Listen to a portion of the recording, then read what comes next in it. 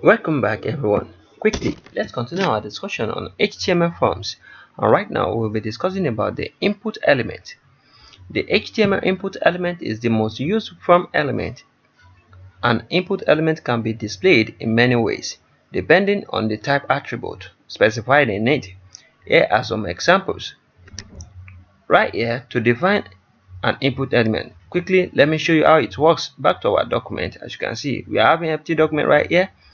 Back to our document right here. As you can see here in our code, we are just having only the form tag. Let me style the form tag to see how form tags will look. Quickly, let's specify border here and give it one pixel solid blue.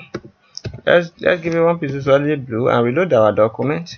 Can you see this is just a blue line that we have right here? So let's just remove all this because this is not what we want. But before I remove it, let me specify an input.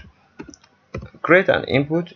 When I define an input like this, let me firstly remove this type attribute along with its value. Let me save and reload my document. Can you see we are having this box right here? Let's type something. Can you see? You can type something right here. But let's say for instance now without the input to type, let's reload our document. You're going to see we won't be able to type anything. Can you see? We are not able to type anything. That's the benefit of using the input. Now again, let's remove this styling that we have right here. Let's save our document and reload it. Can you see we are having our input, just our input right now, and we can type anything. So but one thing I want you to understand right here is that this is just a text input. This is a text input. Definitely the default text, the default type of the input that we have is input. The type of what? The type of text. The type of text is the default value of the input that you are having. No, so now let's write this type attribute along with the value of text to see what is going to happen. Let's reload our document. Can you see we are still able to write anything? So that's what I'm trying to show you guys. The default value of this input is the type of what? Type of text. So and we can specify more than type of text. We can specify button. So the button, let's reload our document to see. Can you see how the button looks? And we can do a lot of things. We can specify a lot of them. We can use radio also. Let me show you how the radio also looks. Can you see how the radio looks? So and also let me show you in our document right here, we are having this, all this. Let me copy all this and use it so you can see how they all look in different ways.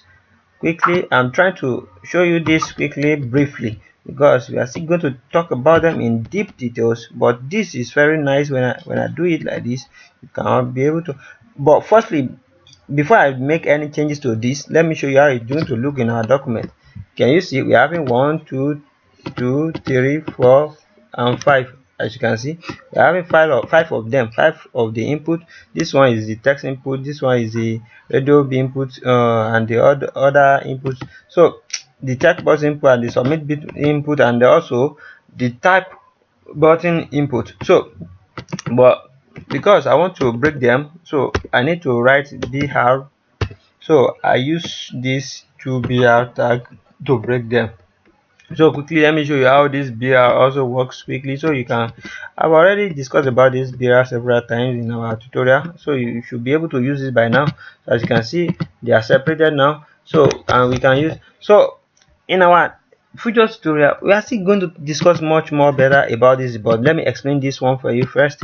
The text, the input type of text displays a single line text input.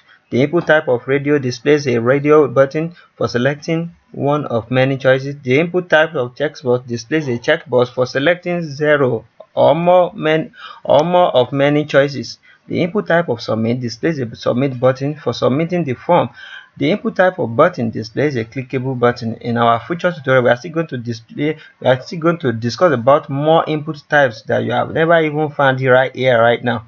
So we are going to have one playlist that is called HTML input types in our playlist. So don't you worry in the future. So this is just what I want to show you guys for now. I want you guys to practice for now, because practice make perfect. So in the next tutorial we are still going to be using all these things very well, so you can be able to know how they works together. And what akorede ayofe is my name. I wish to see you guys next time. Have a great day. Thank you so much.